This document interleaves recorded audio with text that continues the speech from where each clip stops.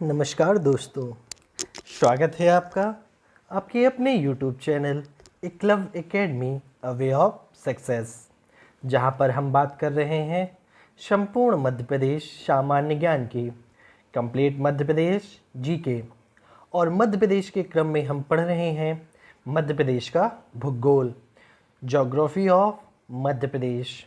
और मध्य प्रदेश के भूगोल के क्रम में यह हमारा आज का 5वां वीडियो है। तो इस टॉपिक में हमें बात करनी है मध्य प्रदेश की मिट्टी के बारे में। तो आगे बढ़ने से पहले मैं आपको बता दूं कि वीडियो को अंत तक ज़रूर देखें। वीडियो के बीच में आपसे कुछ प्रश्न पूछे जाएंगे, जिनका उत्तर आपको कमेंट बॉक्स पर कमेंट कर कर देना है। उनमें से जो सबसे सही आंसर होंगे उनका नाम मेरे अगले वीडियो में आएगा। तो मैं आशा करता हूँ कि ज़्यादा से ज़्यादा लोग प्रश्नों के उत्तर देने की प्रयत्न करेंगे। और जिन्होंने वीडियो अभी तक चैनल को सब्सक्राइब नहीं किया, वो चैनल को सब्सक्राइब कर दें और वीडियो को जल्दी से जल्दी लाइक और ज़्यादा से ज़्यादा शेयर कर दें, ताकि ज़्यादा से ज़्यादा लोगों के पास तक वीडियो पहुंच सके। तो चलिए एक बार हम देख लेते हैं मध्य प्रदेश भूगोल का सिलेबस, जिसमें से हमने क्या क्या पढ़ लिया है और हमें क्या क्या अभी पढ़ना है। मध्य प्रदेश का सामान्य परिचय, जो कि हमने पढ़ लिया है कि मध्य प्रदेश का विस्तार कितना है, मध्य प्रदेश का क्षेत्रफल कितना है, क्षेत्रफल के आधार पर मध्य प्रदेश का स्थान कितना है, कौन सा है, जनसंख्या के आधार पर मध्य प्रदेश का स्थान कौन सा है, फिर मध्य प्रदेश की पूर्व से पश्चिम तक की लंबाई, मध्य प्रदेश की उत्तर से दक्षिण तक की लंबाई, फिर मध्य प्रदेश का पुनर्गठन, जिसमें से हम आंतरिक पुनर्गठन और बाह्य पुनर्गठन पढ़ा है, फिर मध्य प्रदेश का वर्तमान स्वरूप देखा है, फिर मध्य प्रदेश का राजकीय पक्षी,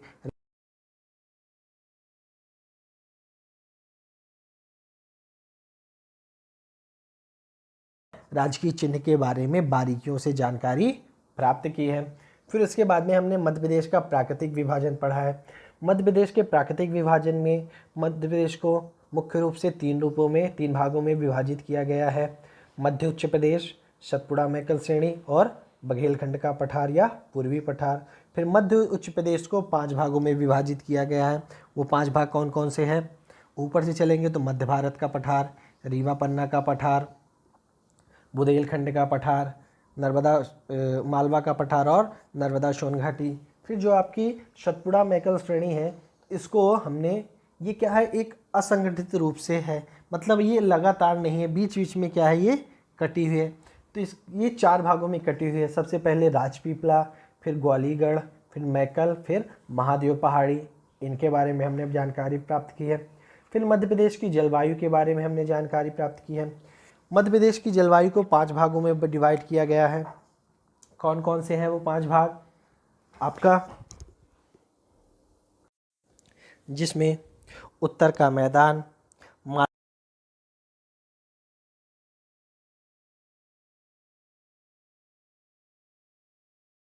गया है।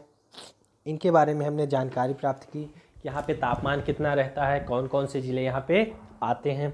फिर इसके बाद हमने जानकारी प्राप्त की मध्य प्रदेश की ऋतुएं। तो मध्य प्रदेश में मुख्यतः 3 ऋतुएं पाई जाती हैं।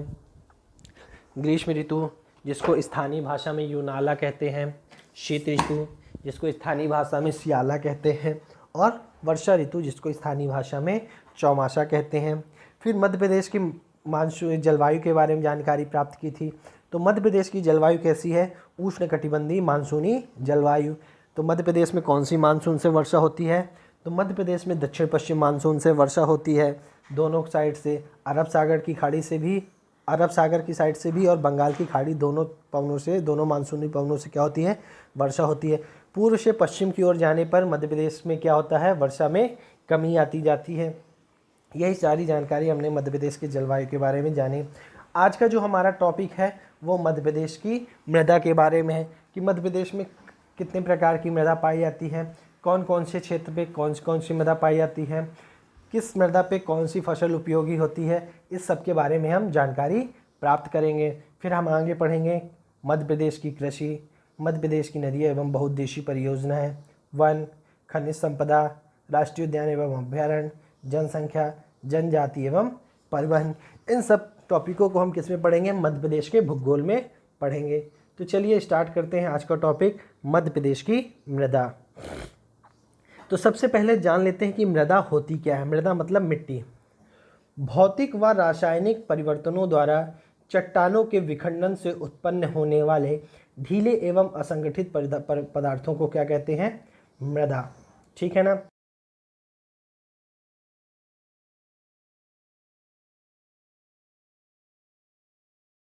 होता है, अपर्दन होता है तो टूट टूट कर गिरती है, जिससे क्या होता है, मृदा का निर्माण होता है। रासायनिक परिवर्तन, जैसे हमने कहीं पे कूड़ा कचरा डाल दिया, वो धीरे धीरे क्या होगा, गलेगा, सड़ेगा, तो किस में परिवर्तित होगा, ह्यूमस के रूप में परिवर्तित होगा, जो मिट्टी के लिए उपयोगी होती है।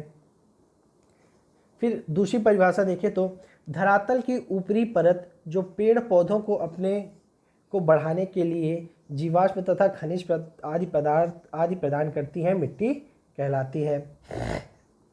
ठीक है।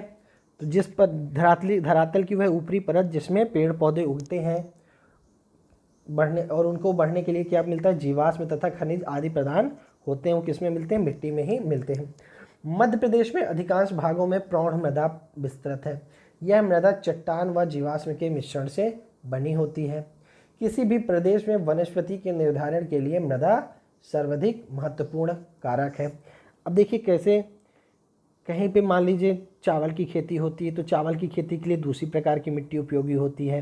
कहीं पे कपास की खेती होती है तो कपास की खेती के लिए दूसरे प्रकार की मिट्टी उपयोगी होती है। तो अपन फसलों के आधार पर क्या करते जान सकते हैं कि किस क्षेत्र में कैसी मिट्टी पाई जा सकती है। तो चलिए अब इनके बारे में और अधिक जानकारी प्राप्त करते हैं। मध्य प्रदेश के अधिकांश भाग में अवशिष्ट मृदा पाई जाती है। मृदा की प्रकृति निर्धारण के लिए मध्य प्रदेश में उपस्थित चट्टानों का महत्वपूर्ण योगदान है। तो अगर आप लोग को चट्टानों के बारे में और अधिक जानकारी प्राप्त करनी है तो आप मेरे को कमेंट में करके बताइएगा, तो मैं एक अलग से वीडियो मध्य प्रदेश की चट्टानों के बारे में आपको पूरा विस्तार पूर्वक बता दूंगा। इसलिए मध्य प्रदेश की मृदा में जैव पदार्थ सर्वाधिक रूप से पाए जाते हैं। चलिए कुछ तथ्य।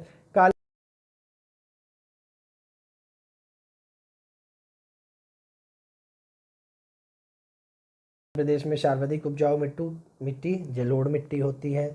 काली मिट्टी में जल धारण क्षमता सर्वाधिक होती है। मृदा अपर्दन जल के अलावा बारिश से भी होती है। कुछ फैक्ट थे। अब अपन देखते हैं कि मध्य प्रदेश में मिट्टियों को कितने भागों में डिवाइड किया गया है। तो मध्य प्रदेश में मृदा को मुख्यतः 5 भागों में वर्गीकृत किया गया है। काली मिट्टी, फिर काली मिट्टी को 3 भागों में डिवाइड किया गया है, गहरी काली मिट्टी, साधारण गहरी काली मिट्टी और छिछली काली मिट्टी। फिर लाल पीली मिट्टी, जलोढ़ मिट्टी, कछारी मिट्टी और मिश्रित मिट्टी। तो मुख्यतः कितने भागों में बांटा गया है, 5 भागों में। कौन कौन से, काली मिट्टी, लाल पीली मिट्टी, जलोढ़ मिट्टी, कछारी मिट्टी और मिश्रित मिट्टी। अब अपन इनको एक एक मिट्टी को ज़्यादा से ज़्यादा डिटेल करने की कोशिश करेंगे। तो एक बार मैप में देख लेते हैं। तो ये वाला हिस्सा है, ये कौन सी मिट्टी का है, ये मध्यम काली मृदा का हिस्सा है। फिर ये जो आपको पूरा पूरा डार्क दिख रहा है, ये हल्की काली मृदा का हिस्सा है। फिर आपको जो डॉट डॉट दिखेंगे, ये गहरी काली मृदा का हिस्सा है। फिर ये लाल मिट्टी का हिस्सा है। ये ऊपर जलोढ़ मिट्टी है। ये आपकी मिश्रित लाल एवं काली मिट्टी है, जो क्रॉस ऐसे ऐसे बना है। फिर ये वाला हिस्सा आपका लाल कंकड़ युक्त काली मृदा का हिस्सा है। ये आपका लेटराइट मिट्टी है। ये वाला हिस्सा आपका कौन सा है, लेटराइट मिट्टी है। ठीक है दोस्तों। और ये जो डॉट डॉट बने हैं बीच बीच में, लाल रेतीली मिट्टी है। ये वाली भी आपकी कौन सी मिट्टी है, मिश्रित लाल और काली मृदा मिट्टी है। फिर ये आपकी लेटराइट मिट्टी है। ये आपकी लाल और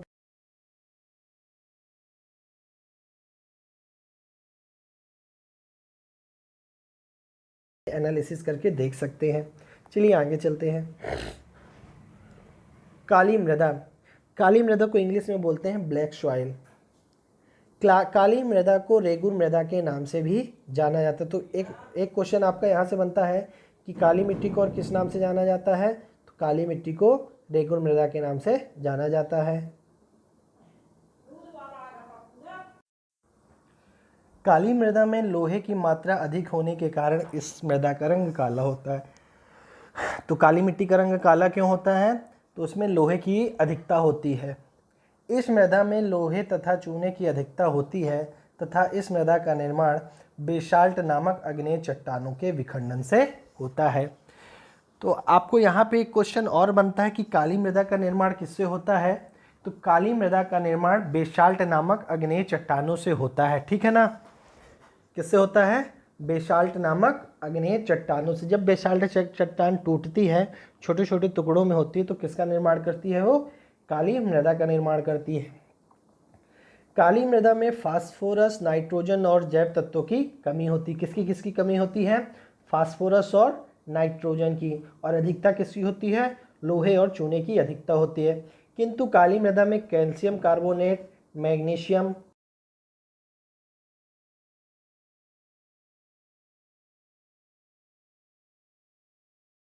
की और अधिकता किसकी होती है? कैल्शियम कार्बोनेट, मैग्नीशियम, पोटास और चूने जैसे पोषक तत्वों से परिपूर्ण होती है। काली मृदा में पानी पड़ने पर चिपचिपी हो जाती है। मतलब काली मृदा में जो क्या होते हैं, पानी सोखने की कैपेसिटी सबसे अधिक होती है। ठीक है ना? तो सबसे ज़्यादा वाटर होल्डिंग कैपेसिटी किसमें होती है? काली मृदा में होती है। तथा सूखने पर इसमें दरारें पड़ जाती हैं। जब काली मिट्टी सूख जाती है तो इसमें दरारें पड़ जाती हैं। जब इसमें दरारें पड़ जाती हैं तो इसे क्या कहा जाता है? इसलिए इसे स्वतः जुताई की मिट्टी कहा जाता है। किसकी मिट्टी कहा जाता है? स्वतः जुताई की मिट्टी कहता है। ऐसी दरारें पड़ जाती है कि दूर से देखने पे लगता है कि ये खेत जुताई हो गई है। इतनी बड़ी बड़ी दरारें पड़ जाती है जब काली मिट्टी सूखती है। यह मृदा कपास की खेती के लिए सर्वाधिक उपयुक्त है। तो कपास की खेती के लिए कौन सी मिट्टी सर्वाधिक उपयुक्त है? तो काली मृदा। देखिए काली मृदा में आपको बहुत सारे क्वेश्चन मिल गए। कौन कौन से? कि सब इसको और किस मिट्टी के नाम से जाना जाता है? तो इसको रेगुर मिट्टी के नाम से, स्वतः जुताई की मिट्टी के नाम से जाना जाता है। इसका काला रंग किस कारण होता है? तो इसका काला रंग लोहे की अधिकता के कारण होता है। फिर इसमें पानी सोखने की क्षमता क्या होती है? सर्वाधिक होती है। इसका पीएच मान 7.5 से 8.5 होता है। अर्थात ये किस प्रकृति की मिट्टी होती है? क्षारीय प्रकृति की मिट्टी होती है। मतलब बेसिक एसिड और बेस होते हैं ना, तो बेसिक मिट्टी होती है। ठीक है ना? क्षारीय मिट्टी होती है। एक क्वेश्चन और यहाँ से बन गया कि काली मृदा कैसी मिट्टी होती है? तो काली मृदा क्षारीय प्रकृति की मिट्टी होती है। गेहूं एवं सोयाबीन का उत्पादन होता है। जो आपका मालवा रीजन है, यहाँ पे सर्वाधिक गेहूं एवं सोयाबीन होता है। और यहीं पे सर्वाधिक मात्रा में आपकी क्या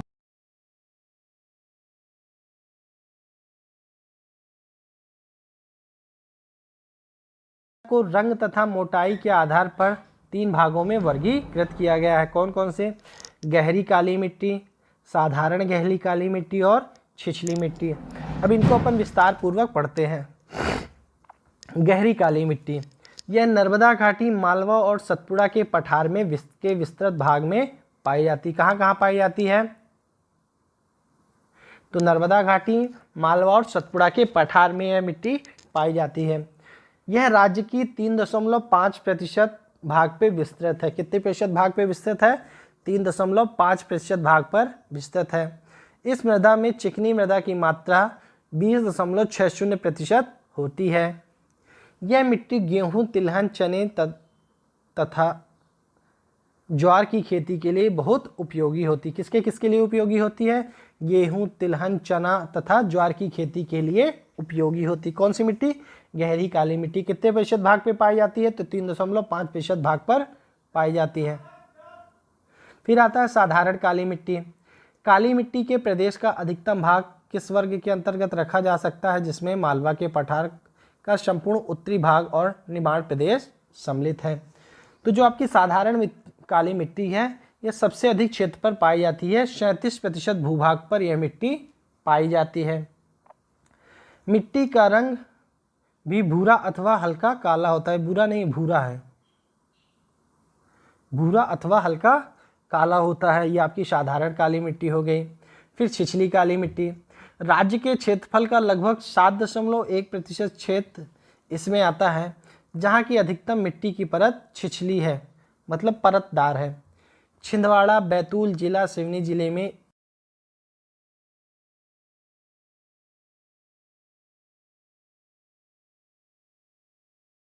इस मृदा का पीएच मान कितना होता है? 7.5 से 8.5 के बीच होता है। ये हो गए आपकी काली मिट्टी के बारे में जानकारी। तो एक बार जल्दी से रिवाइज कर लेते हैं काली मिट्टी के बारे में। काली मिट्टी को क्या क्या बोलते हैं?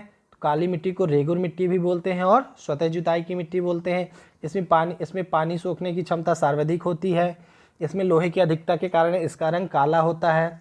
इसमें फास्फोरस की कमी पाई जाती है। कैल्शियम कार्बोनेट चूने की अधिकता पाई जाती है। पोटास की अधिकता पाई जाती है। इसका पीएच मान 7.5 से 8.5 के बीच होता है, इसलिए एक क्षारीय प्रकृति की मिट्टी होती है। फिर काली मिट्टी को 3 भागों में डिवाइड किया गया है: गहरी काली मिट्टी, साधारण गहरी काली मिट्टी और छिछली काली मिट्टी।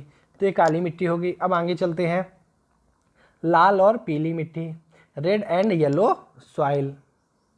लाल और पीली मृदा का निर्माण आर्कियन, धारवाड़ और गोंडवाना चट्टानों के विखंडन से हुआ है। तो लाल पीली मिट्टी का निर्माण किससे हुआ है? आर्कियन, धारवाड़ और गोंडवाना चट्टानों के विखंडन से हुआ है। रवेदार तथा कायांतरित चट्टानों में लोहे के व्यापक विसरण के कारण इस मृदा का रंग लाल होता है, जबकि जलयोजित होने के कारण इस मृदा पीली दिखाई देती है। तो इसमें लोहे की अधिकता के कारण इसका रंग लाल तथा पानी की अधिकता के कारण इसका रंग पीला दिखाई देता है, ठीक है ना, इसलिए इसे लाल पीली मिट्टी कहते हैं। लोहे की अधिकता के कारण क्या? लाल, और पानी की अधिकता के कारण पीला रंग दिखाई देता है। यह मृदा मध्य प्रदेश के बघेलखंड क्षेत्र में मंडला, बालाघाट, शहडोल आदि जिलों में विस्तृत है। कहाँ कहाँ पाई जाती है? मंडला, बालाघाट, शहडोल आदि जिलों में पाई जाती है। तो यह मिट्टी की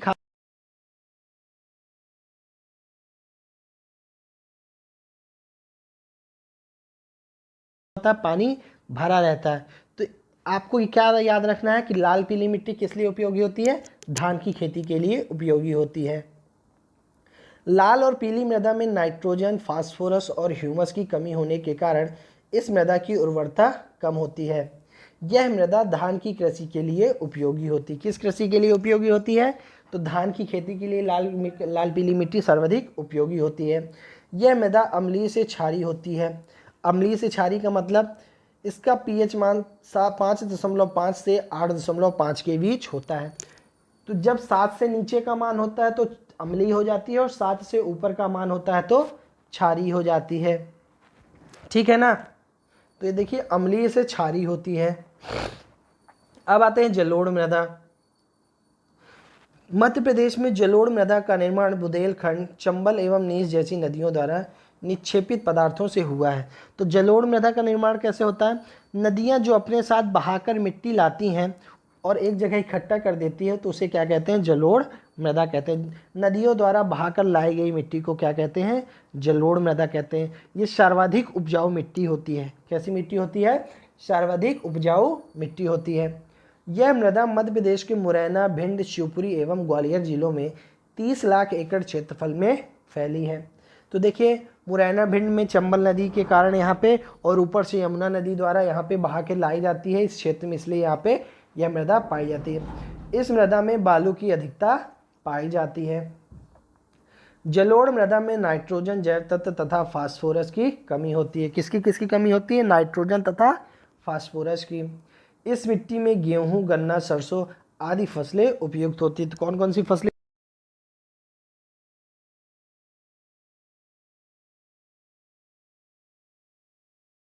जलोढ़ मृदा को 2 भागों में वर्गीकृत किया गया है: बांगर मृदा और खादर मृदा। तो बांगर मिट्टी क्या होती है? जैसे बाढ़ में इस बार कुछ मिट्टी बहा के लेके आई गई, उसको एक जगह पे विस्तृत कर दिया गया। फिर जब अगली बार बाढ़ आती है तो वहाँ पर वो तक बाढ़ का पानी नहीं पहुँच पाता, तो क्या हो जाती है? पुरानी जलोढ़ मृदा हो जाती है।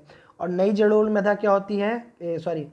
खादर मृदा क्या होती है? जहाँ पर हर बार बाढ़ का पानी पहुँच जाता है और हर बार नई नई मिट्टी, हर बार वहाँ पे क्या होती है? जब बाढ़ का पानी पहुँचेगा तो वो पानी अपने साथ कुछ ना कुछ मिट्टी लेके आएगा। तो जब हर बार वहाँ पे मिट्टी आती जाएगी तो उसे क्या कहेंगे? खादर मृदा। बांगर मृदा क्या होती है? जहाँ पर हर बार बाढ़ का पानी नहीं पहुँच पाता और हर बार मिट्टी में नई परत नहीं चढ़ पाती, उसे क्या कहते हैं? बांगर मृदा या पुराना जड़ोल। और खादर मृदा क्या है? जहाँ पर हर बार बाढ़ का पानी पहुँचता है और मिट्टी हर बार बदलती रहती है, उसे क्या कहते हैं? खादर मृदा। फिर आगे चलते हैं। फिर कछारी मृदा, नदियों में बाढ़ के द्वारा अपने अपवाह क्षेत्र में बिछाई गई मृदा को कछारी मृदा कहा जाता है। यह मिट्टी गेहूं, गन्ना, तिलहन एवं कपास की फसल के लिए उपयुक्त मानी जाती है। कछारी मृदा प्रदेश के मुरैना, भिंड एवं ग्वालियर जिलों में पाई जाती है। फिर मिश्रित मृदा, मिश्रित मृदा कौन सी होती है? जिसमें लाल, पीली, काली सभी प्रकार की मिट्टियां मिली होती हैं, उसे क्या कहता है? मिश्रित मृदा कहा जाता है। विभिन्न प्रकार के मृदाओं के मिश्रण से निर्मित मृदा को मिश्रित मृदा कहा जाता है। यह मृदा मध्य प्रदेश के बुंदेलखंड क्षेत्र में विस्तृत है। मिश्रित मृदा में नाइट्रोजन, फास्फेट एवं कार्बनिक पदार्थों की कमी के कारण इस मृदा की उर्वरा शक्ति क्या होती है? कम होती है। मतलब उपजाऊपन क्या होता है? इसमें कम होता है। इस मृदा में उगाई जाने वाले मोटे अनाज मक्का, ज्वार आदि प्रमुख फसलें हैं। तो इसमें कौन कौन सी फसलें उगाई जाती हैं? मुख्य रूप से मोटे अनाज जैसे ज्वार, बाजरा, मक्का आदि फसलें इसमें उगाई जाती हैं। तो ये हो गया अभी तक जो हमने पढ़ा, मिट्टियों के बारे में पढ़ा। अब थोड़ा सा जानकारी प्राप्त कर लेते हैं मृदा अपरदन के बारे में, जो अभी तक का क्या है, मिट्टियों में बारे में बहुत चर्चित हो। मृदा अपरदन होता क्या है? अत्यधिक वर्षा, जल बहाव, वायु आदि विभिन्न कारकों द्वारा मृदा के बारीक कणों का एक स्थान से दूसरे स्थान पर स्थानांतरण मृदा अपरदन कहलाता है। मृदा अपरदन मतलब मिट्टी का कटाव एवं छटाव, एक स्थान से दूसरे स्थान तक मिट्टी का बहाव जो होता है उसे क्या कहते हैं? मृदा अपरदन कहते हैं। मृदा अपरदन द्वारा मिट्टी की उर्वरा शक्ति प्रभावित होती है।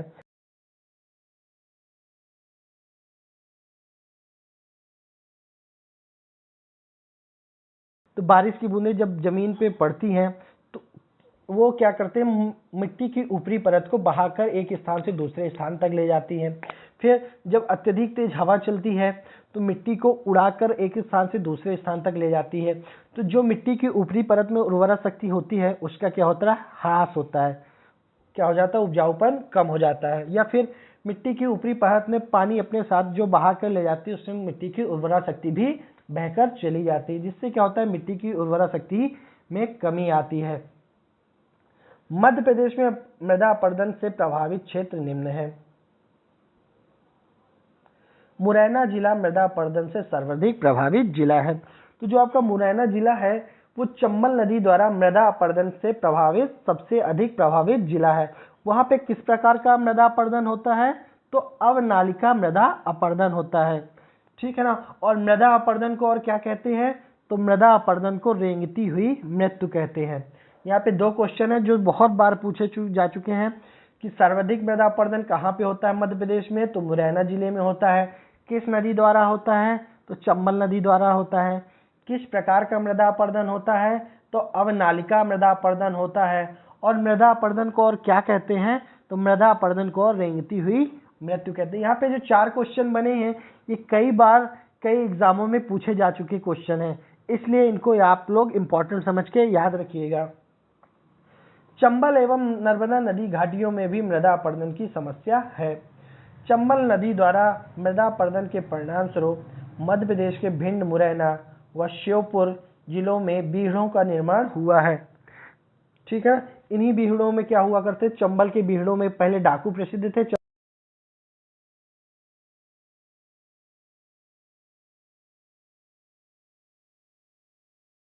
एवं विश्व बैंक द्वारा नई नीति का क्रियान्वयन किया जा रहा है, ठीक है ना। तो आज का वीडियो यहीं तक था। अब आज के कुछ प्रश्न हैं जिनका आंसर आपको कमेंट बॉक्स पर कमेंट कर देना है।